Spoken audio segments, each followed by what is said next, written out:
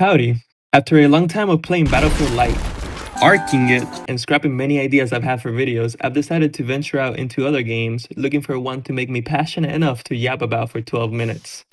I found one. Welcome to Signalis. Signalis is a very cutesy and girly pop survival horror game where you play as a woman looking for another woman. For what reason? I'm not really sure, I haven't finished the game yet, but I have an educated assumption. Now, with my immense catalog of videos, you may have a structured idea of the way I like to carry myself during these pieces of art. And if you have played this game before, you know there is minimal substance to use for such silliness. Worry not, I will walk you through this game in the most entertaining and amusing manner. Good? Let's begin.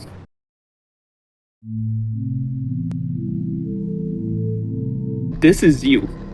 And you wake up in a ship with nothing. So the first thing you have to do is search for answers. Who are you? Why are you here? Where is everybody? From the very beginning, the game does a good job of setting the tone of thrill and mystery. After a couple minutes, you come across some exposition that tells you who you are and your mission here. Your name is Elster. You're a replica, a bot, a clanker. There is no crew. It's just you and one other person.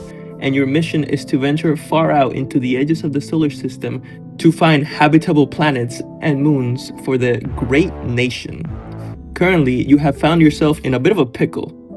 You have crash landed on a planet's surface and your Gestalt scout officer, your human, is missing, and you have to go out there and find her. At this point in the game, I generally spend 10 minutes trying to find this stupid code to confirm what I already knew. She's not in the pod.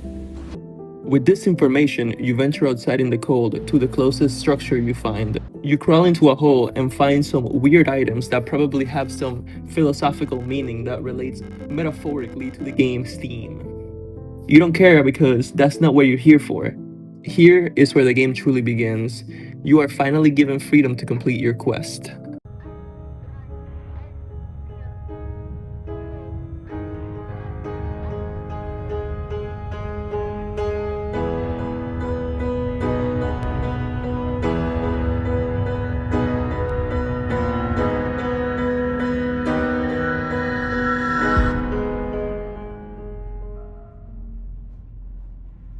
You find yourself in the bathroom of the mining complex in the outer rim you just entered. Your quest? Keep your promise. You head out and start exploring. As you explore, you notice a certain lack of people. You also find out that the nation you were created in is run by a group of proud communists who will permanently limit your carrying capacity to 6 items because, by their words, property is privilege. As you keep venturing, you find infected replicas. Infected with what? I wish I knew too. At this point, I'm not worried. One of my favorite games of all time is Resident Evil 6. I know that up until I obtain a weapon of self-defense, I am safe. And this one won't probably get up until I do so. You continue walking until you find your first living person. She tries to yap your ear off about some leave right now. But as will soon be a theme in this game, you completely ignore what she's saying and interrupt her by asking if she has seen your girlfriend. Then, she gives you the worst news imaginable. You must descend the complex and find her on the bottommost floor. In the same space, you acquire a key for an earlier room. You go there and receive even worse news than 5 seconds ago. A gun. You must think, oh good, I can defend myself. But I think, oh no, I can defend myself. Like clockwork, the earlier replica rises and attacks you. You run its fade, step on it, run into another person who you pester with the picture, and finally descend onto the second of the 8 floors.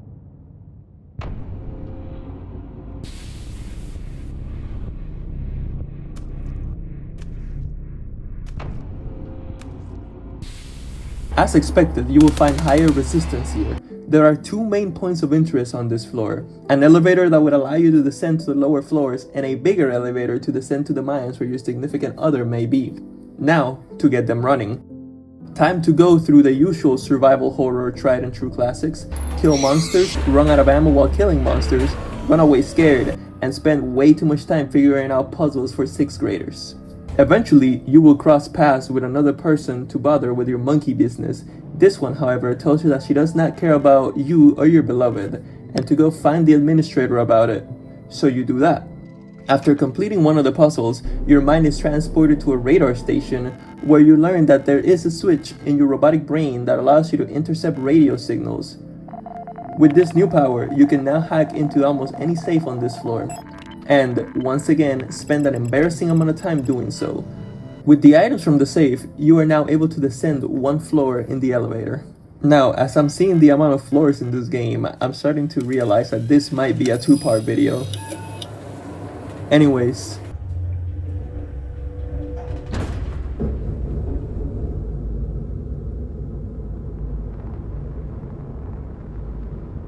after reaching the third floor, the negative third floor, the elevator does its best Baltimorean impression and steals your access card. From here on, you will have to find another way to continue down. Not long after this development, you find a magical device to help you remove the heads of your enemies more effectively. Making your way through this floor, you come across a door.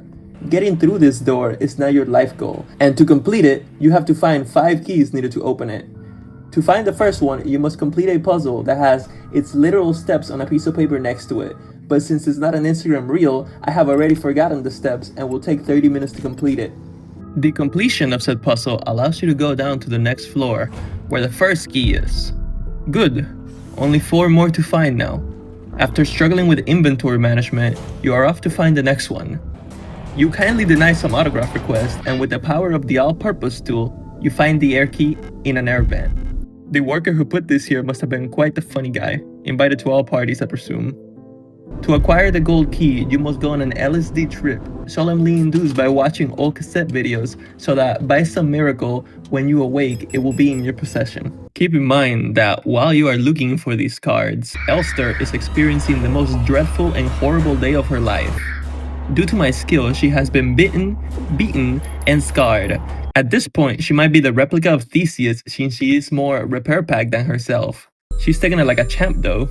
The Earth card is found, or rather seen, on the head of a seemingly deceased person. Thankfully, you have found a blank card, and using your advanced cognitive ability, you replicate the code on the card. Now, with only 1 card left, you head to the only place you can go to anymore, the nurse's station, where the key to the incinerator is. In this room, there is another survivor who, unfortunately, you cannot burden with your issues because it seems she is going through some that are way worse. In the incinerator, the infected replicas get up from the morgue beds on some Resident Evil 2 timing, because these are the only 2 pieces of media with morgues in them. Here, after the most humbling and belittling puzzle yet, you stick your hand into the oven and acquired the last card. Finally, you can truly continue on your journey and descend further down. Opening the door and seeing what's in it should make your mental alarm start ringing. A safe room with a hole in the middle with no way of getting up. Not only that, but you're also given ample resources as if you were going to need them for something. After coming to terms with your future, you drop.